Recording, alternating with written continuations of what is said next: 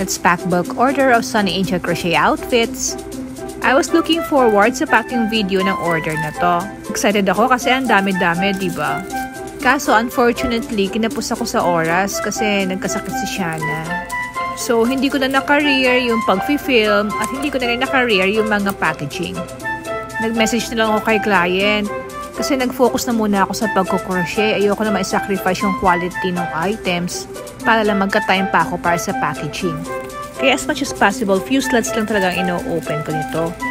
Kaso nag-message si client, tapos nagpadagdag siya na nagpadagdag. Syempre, nang hinahin din naman ako sa kikitain ko, kaya sige, go! Kaya naging subsub na ang momshi din yun, hindi na ako nakagawa na iba pang video content. Kaya naman happily, sabi ko sa inyo, napakagandang source of income.